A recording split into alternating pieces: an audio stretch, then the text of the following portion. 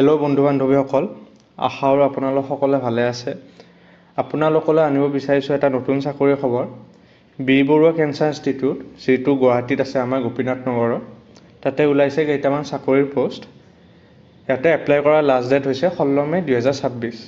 এতিয়া ইয়াতে কি কি ভেকেঞ্চি ওলাইছে, ৰেগুলাৰ নে কণ্ট্ৰেকচুৱেল, কোনে এপ্লাই কৰিব পাৰিব, মিনিমাম ক্ৰাইটেৰিয়া কি লাগে, চেলাৰী কেনেকুৱা হ'ব, কেনেকৈ এপ্লাই কৰিব লাগিব, এই সকলোবোৰ কথা আমি এই ভিডিঅ'টোতে চাই লওঁ আহক। এতিয়া ইয়াতে টোটেল পোষ্ট ওলাইছে আপোনাৰ 51টা। তাৰে আপোনাৰ এছিষ্টেণ্টৰ পোষ্ট ওলাইছে 9টা। তাতে আপোনাৰ পূৰা চেলাৰী হ'ব 42,480 টকা। কনচলিডেটেড মানে কি আপোনাৰ বেছিক পে, HI, TS যি এক্সট্ৰা আছে আৰু সেইবোৰ চব মিলে আপোনাৰ চেলাৰী হ'ব 42,480 টকা। ইয়াতে আপোনাৰ আপাৰ এজ লিমিটটো হৈছে 33 বছৰ আৰু ইয়াতে আপোনাৰ কোৱালিফিকেশ্যন লাগে any graduation. BA, BSc, BCom, BTech কথা নাই, আপোনাৰ এনি গ্ৰেজুৱেশ্যন হ'লে ইয়াতে এপ্লাই কৰিব পাৰিব। কিন্তু ইয়াতে আপোনাৰ এক্সপিৰিয়েঞ্চ লাগিব 5 বছৰ আৰু আপোনাৰ এক্সপিৰিয়েঞ্চটো কি লাগিব, এডমিনিষ্ট্ৰেটিভ ডিপাৰ্টমেণ্টত লাগিব। আপোনাৰ যিকোনো ফিল্ডত হ'ব পাৰে, যিকোনো অফিচত হ'ব পাৰে, কিন্তু এডমিনিষ্ট্ৰেটিভ ডিপাৰ্টমেণ্ট হ'ব লাগিব। তাৰপিছত আপোনাৰ আপাৰ ডিভিজন ক্লাৰ্কৰ আছে 14টা ভেকেঞ্চি। তাতে আপোনাৰ ফুল চেলাৰীটো হ'ব 30,600 টকা। ইয়াতে আপোনাৰ আপাৰ এজ লিমিটটো হৈছে 27 বছৰ। ইয়াতে কোৱালিফিকেশ্যন লাগে মিনিমাম গ্ৰেজুৱেশ্যন, মানে এনি গ্ৰেজুৱেশ্যন। ইয়াতে আপোনাৰ এক্সপিৰিয়েঞ্চ লাগিব মিনিমাম 2 বছৰ আৰু ইয়াতেও লাগিব আপোনাৰ এডমিনিষ্ট্ৰেটিভ ডিপাৰ্টমেণ্টতে লাগিব, যিকোনো অফিচ হ'ব পাৰে আপোনাৰ। তাৰপিছত আপোনাৰ লোৱাৰ ডিভিজন ক্লাৰ্ক, ইয়াতে টোটেল ভেকেঞ্চি আছে আপোনাৰ 22টা। ইয়াতে আপোনাৰ চেলাৰীটো হ'ব 23,880 টকা পাৰ মান্থ। এইটো হ'ল আপোনাৰ ফুল চেলাৰী, বেছিক পে এক্সট্ৰা আৰু যি আছে সেই সকলো মিলি। ইয়াতে আপোনাৰ আপাৰ এজ লিমিট হৈছে 25 বছৰ বয়স আৰু ইয়াতে আপোনাৰ এনি গ্ৰেজুৱেশ্যন এপ্লাই কৰিব পাৰিব, নহ'লে আপোনাৰ যদি ডিপ্ল'মা ইন কম্পিউটাৰ এপ্লিকেশ্যনো আছে সেইজনেও এপ্লাই কৰিব পাৰিব ইয়াতে, 6 মহীয়া বা 1 বছৰ চাৰ্টিফিকেট যদি আছে। আৰু ইয়াতে আপোনাৰ এক্সপিৰিয়েঞ্চ থাকিলে হ'ল, ইয়াতে একো মানে কম্পালচৰি নহয় যে এক্সপিৰিয়েঞ্চ থাকিব লাগিব। এক্সপিৰিয়েঞ্চ থাকিলে কিন্তু প্ৰিফাৰেঞ্চটো বেছি হ'ব। তাৰপিছত আপোনাৰ ফুড ছুপাৰভাইজাৰ, তাতে আপোনাৰ ভেকেঞ্চি এটাই আছে। তাতে চেলাৰী হ'ব আপোনাৰ 42,480 টকা।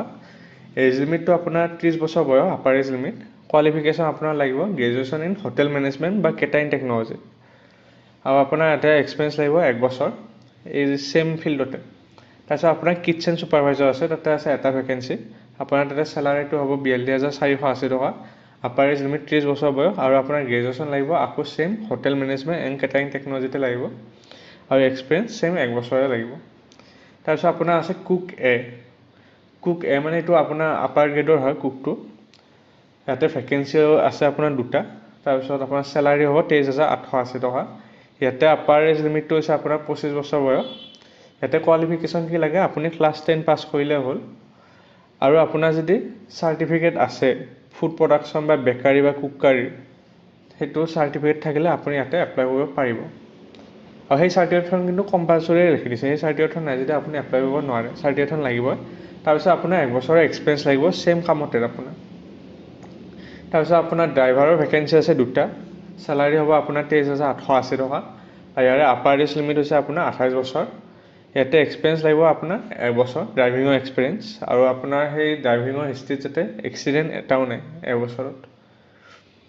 এতিয়া আপোনাৰ ইয়াতে এডুকেশ্যন কি লাগে, যিবিলাক চিভিলিয়ান মানে নৰ্মেলি যোনে এপ্লাই কৰে ফ্ৰেচাৰ্ছ, সিহঁতৰ LMV বা HMV ড্ৰাইভিং লাইচেঞ্চটো হ'লেও, যিটো আমাৰ নৰ্মেল ড্ৰাইভিং লাইচেঞ্চ 4 চকীয়া চলালে যিটো লাইচেঞ্চ লাগে, কিন্তু HMV হ'লে মানে আপোনাৰ বাছ বা ট্ৰাক চলাই যিটো ড্ৰাইভিং লাইচেঞ্চ লাগে সেইটো। তাৰপিছত যিবোৰ এক্স ছাৰ্ভিচমেন, সিহঁতৰ আপোনাৰ প্ৰিফাৰেঞ্চটো থাকিব বাৰু সিহঁতৰ। তাৰপিছত আপোনাৰ এটা ইম্পৰ্টেণ্ট টাৰ্মছ এণ্ড কণ্ডিশ্যনছ দিছে ইয়াতে, এইটোৱে যে আপোনাৰ ইয়াতে চিলেকশ্যন হ'লে আপুনি only B Barooah cancer institute, যিটো গুৱাহাটীত আছে গোপীনাথ নগৰত, তাতে আপোনাৰ পষ্টিং হ'ব। তাৰপিছত আপোনাৰ কণ্ট্ৰেক্ট ডিউৰেশ্যন, প্ৰথম আপোনাৰ ইনিচিয়েলি মানে আৰম্ভণিতে আপোনাৰ 6 মহীয়া কণ্ট্ৰেক্ট হ'ব আৰু যদি আপোনাৰ কামটো ভাল পায় সিহঁতে ইনক্ৰিজ কৰিও দিব। এইটো কিন্তু ৰেগুলাৰ চাকৰি নহয়, কণ্ট্ৰেকচুৱেল চাকৰিয়ে হয়, কিন্তু আপোনাৰ কাম ভাল পালে কণ্ট্ৰেক্টটো আৰু ইনক্ৰিজ কৰি দিব, বঢ়াই দিব। তাৰপিছত আপোনাৰ ৰিলেক্সেশ্যন থাকিব ইয়াতে 5 বছৰৰ, কিন্তু কাৰ থাকিব, যোনে TMC টাটা মেমৰিয়েল চেণ্টাৰত অলৰেডি কাম কৰি আছে তেওঁলোকৰ ৰিলেটেড, সিহঁতৰ কাৰণে 5 বছৰ ৰিলেক্সেশ্যন থাকিব। ইয়াতে ৰিজাৰ্ভেশ্যন নাই কিন্তু বাকী SC ST বা OBC কাৰণে। আৰু ইয়াতে যিবোৰ কেণ্ডিডেট অলৰেডি ক'ৰবাত কাম কৰি আছে, সিহঁতে এক্সপিৰিয়েঞ্চৰ প্ৰুফ দিব লাগিলে এপইণ্টমেণ্ট লেটাৰ বা যিটো পে' স্লিপ আছিলে লাষ্ট, বা NOC লাগিব, সিহঁতে ইয়াতে চিলেক্ট হ'লে বা এপ্লাই কৰিব লাগিলে। এতিয়া ইয়াতে কেনেকৈ এপ্লাই কৰিব, ইয়াতে এপ্লাই কৰিব লাগিলে আপোনালোকে ষ্টাডি মেট কেৰিয়াৰ্ছতে আহি যাব। ইয়াতে তাৰপিছত তললৈকে স্ক্ৰল কৰি আহিব, স্ক্ৰল কৰি কিনে যিটো ইম্পৰ্টেণ্ট ৱেব লিংক আছে ইয়াতে আহি কিনে অনলাইন এপ্লিকেশ্যন ফৰ্মত ক্লিক কৰি দিব। তাৰপিছত এনেকৈ আপোনালোকৰ ৱেবছাইটটো খোলা হ'ব। তাৰপিছত ইয়াতে আপোনালোকে আপোনালোকৰ নিজৰ ডিটেইলছ, তাৰপিছত এই এডভাৰটাইজটো চিলেক্ট কৰি ল'ব, পষ্টটো চিলেক্ট কৰি ল'ব, ডিটেইলছ দি কিনে ফৰ্ম ফিল আপটো কৰি ল'ব। তাৰপিছত যিখন একনলেজমেণ্ট ওলাব, একনলেজমেণ্ট আপোনালোকে প্ৰিণ্ট কৰি ৰাখিব। ইয়াতে আপোনালোকৰ এপ্লিকেশ্যন ফিজ নাই, জাষ্ট আপুনি নিজৰ শুদ্ধ ডিটেইলছখিনি ভালকৈ দিব, এপ্লিকেশ্যন ফৰ্ম ফিল আপটো হৈ যাব আপোনালোকৰ। এতিয়া ইয়াতে চিলেকশ্যন কেনেকৈ কৰিব আমি অলপ চাই লওঁ আহক। যিটো এছিষ্টেণ্ট তাৰপিছত ক্লাৰ্কৰ পষ্ট আছিলে, লোৱাৰ ডিভিজন হওক আপাৰ ডিভিজন হওক, সিহঁতৰ কাৰণে আপোনাৰ ৰিটেন এক্সাম এটা হ'ব, তাৰপিছত আপোনাৰ ইণ্টাৰভিউ হ'ব।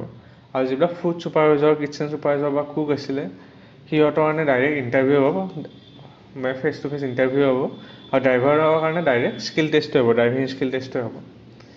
এতিয়া আপোনাৰ চিলেবাছটো কি দিয়া আছে, GK, তাৰপিছত আপোনাৰ কাৰেণ্ট এফেয়াৰ্ছ আৰু জেনেৰেল এপ্টিটিউড মানে মেথছে, সেইখিনি আহিব। আৰু আপোনাৰ যিদিনা ভেৰিফিকেশ্যন কৰিব, ভেৰিফিকেশ্যনৰ দিনা আপোনাৰ ডকুমেণ্টছবোৰ লৈ যাব, অৰিজিনেল যি ডকুমেণ্টছ আছিলে আপোনাৰ এডুকেশ্যন যি ঢালিব মানে ফৰ্ম ফিল আপ কৰিব, সেইবোৰ ডকুমেণ্টছৰ অৰিজিনেলখিনি লৈ যাব আৰু এক কপি ফটোকপিও লৈ যাব আপোনালোকে। তো এইটোৱে পূৰা প্ৰচেছ আছিলে ইয়াতে এপ্লাই কৰাৰ কাৰণে, আৰু ইয়াতে চিলেকশ্যন হোৱাৰ কাৰণে এইটোৱে প্ৰচেছ। তো এনেকৈ যদি আপোনালোকে আৰু ৰেগুলাৰ নতুন চাকৰি এডভাৰটাইজ পাই থাকিব বিচাৰে, ষ্টাডি মেট কেৰিয়াৰ্ছ চেনেলটো লাইক কৰি দিব, ছাবস্ক্ৰাইব কৰি দিব, নহয়তো আপোনালোকে ইয়াৰ পৰা হোৱাটছএপ চেনেল বা টেলিগ্ৰাম চেনেলটো জইন কৰি ল'ব পাৰে, নহয়তো আপোনালোকে ইয়াতে আপোনাৰ ইমেইলটো দি দিব পাৰে, আপোনালোকে ইমেইলত নতুন চাকৰি এডভাৰটাইজ পাই থাকিব। ধন্যবাদ।